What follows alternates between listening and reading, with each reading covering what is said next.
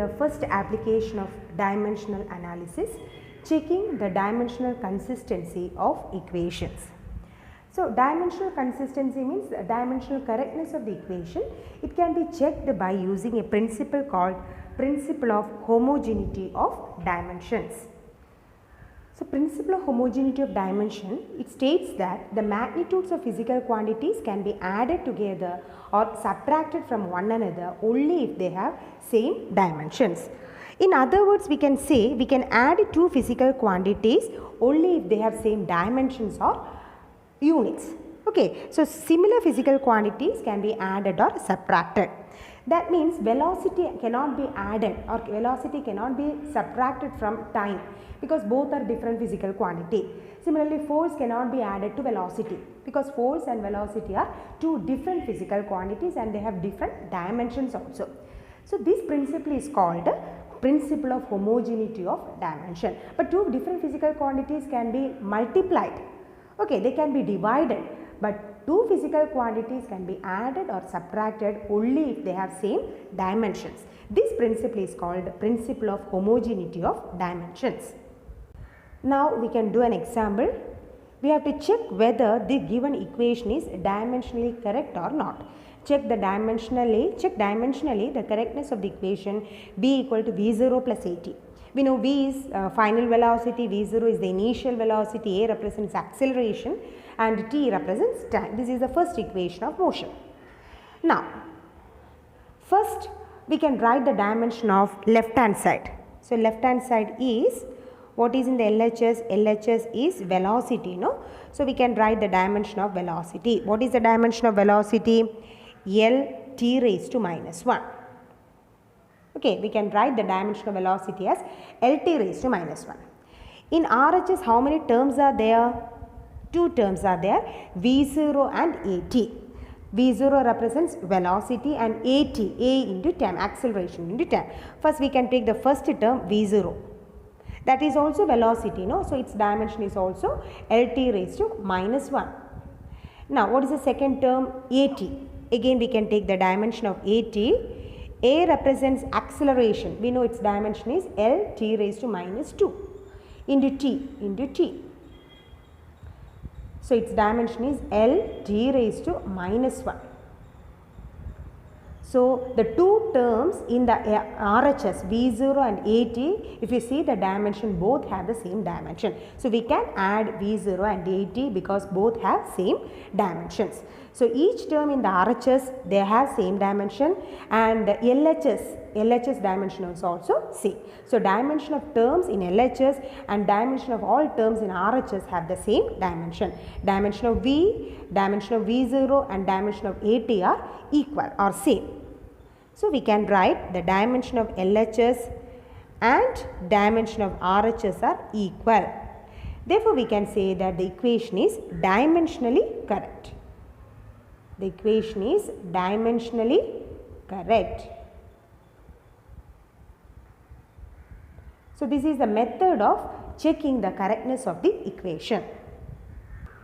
We can do one more example. Check whether the given equation is dimensionally correct, and the given equation is half mv square equal to mgh. Half mv square is kinetic energy, mgh we know it is potential energy. So, we have to check whether the given equation is dimensionally correct. So, same method we can follow. We can write the LHS, dimension of the LHS. So, what is in the left hand side? Half mv square. We know half does not have any dimension because it is a constant. So, dimension of mv square we can write. So, LHS can be written as mv square. Dimension of mv square is mass m, velocity Lt raised to minus 1, the whole square, no? Take the dimension. So, it becomes m L square t raised to minus 2. So, that is the dimension of LHS term. Similarly, we can write the dimension of the RHS term. In RHS, only one term is there, mgh. What is the dimension of mgh? M represents mass, g is acceleration due to gravity. Its dimension is same as acceleration. So, it is Lt raised to minus 2. H means height. Its dimension is same as length, L. So, again we can write m L square t raised to minus 2. So if you compare, dimension of left hand side and right hand side are equal, therefore we can say that the equation is dimensionally correct. So LHS dimension and the dimension of RHS are equal, therefore the equation is dimensionally correct.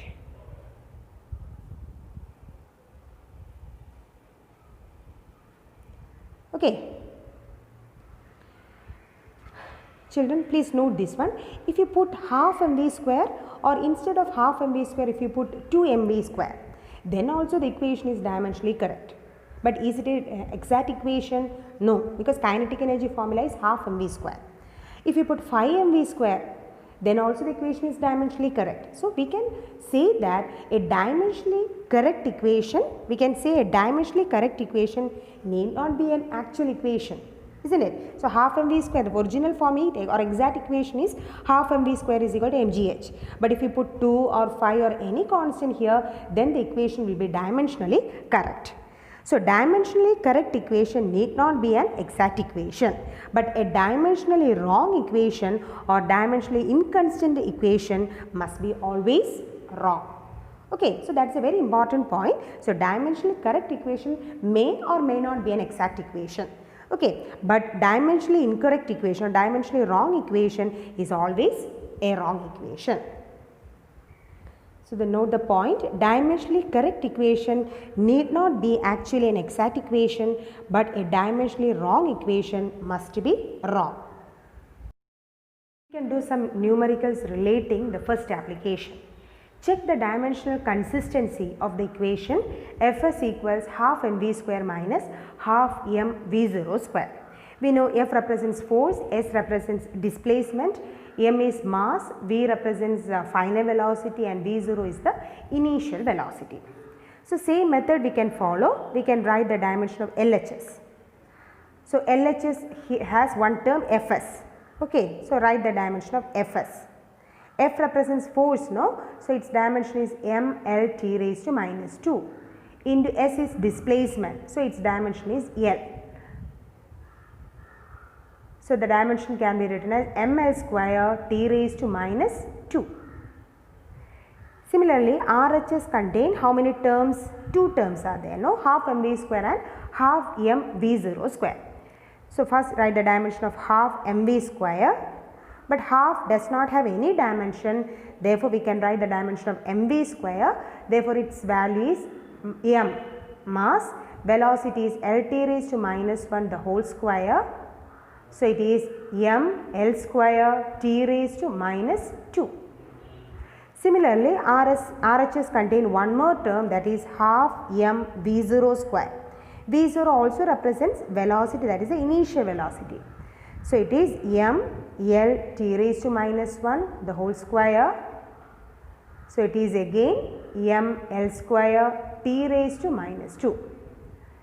So dimension of 2 terms in the RHS are equal. Don't subtract these 2. That is a common mistake usually students are doing.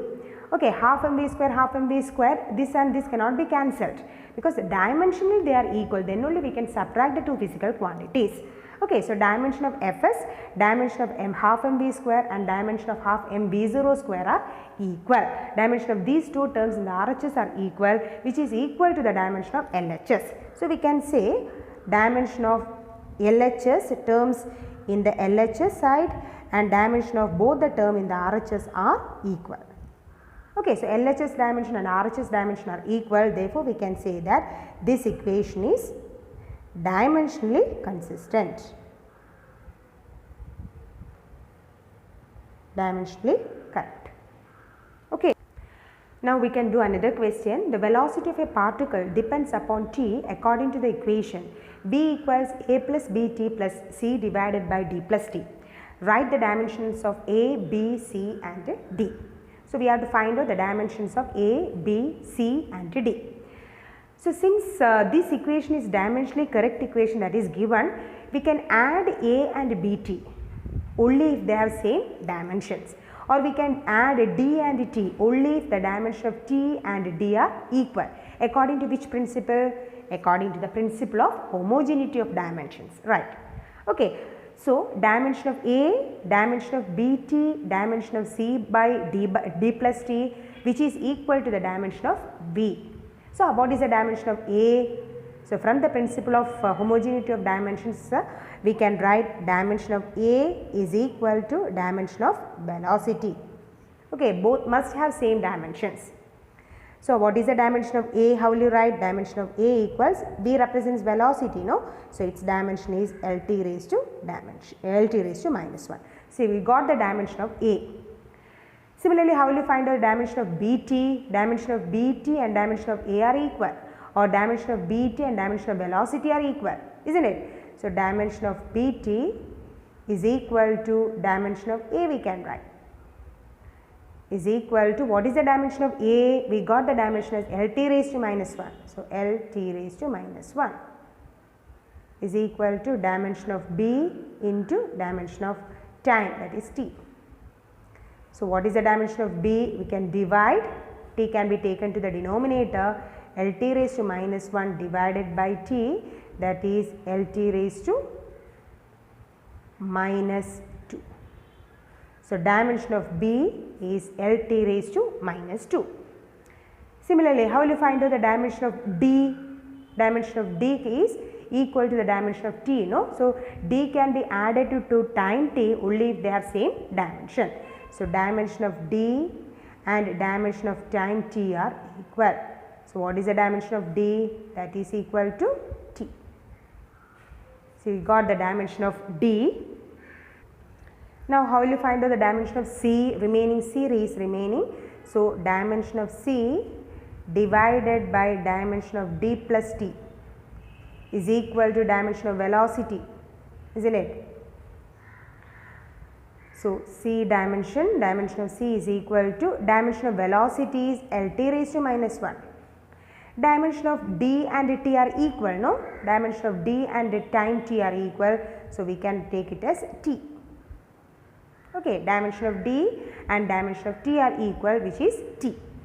So, its dimension can be written as L is the dimension. T and T raised to minus 1 get cancelled.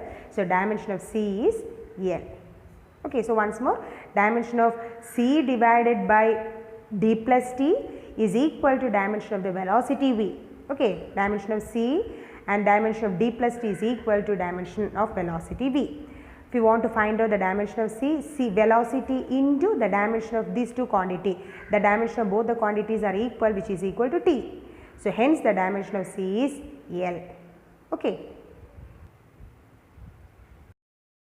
Now, next question, determine the dimensions of A and B in the equation P plus A by V square into V minus B equal to RT.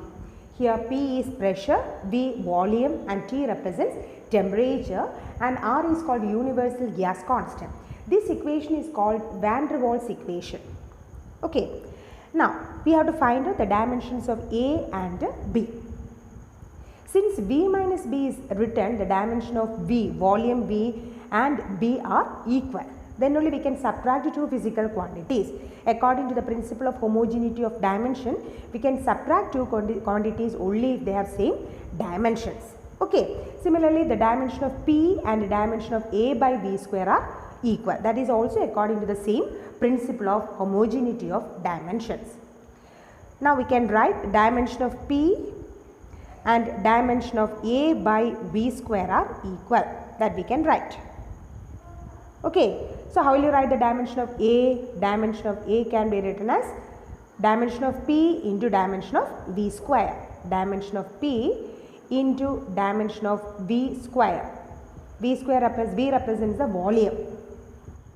Now, we can substitute dimension of A equals dimension of pressure, we know it is M L raised to minus 1 T raised to minus 2. That is the dimension of pressure. Okay. V represents volume, its dimension is L cube. L cube square, no? V square, no? So, L cube the whole square. So, it can be written as M L raised to minus 1 T raised to minus 2 into L raised to 6. Okay, children, equal to M L raised to 5 T raised to minus 2. So, this is the dimension of A.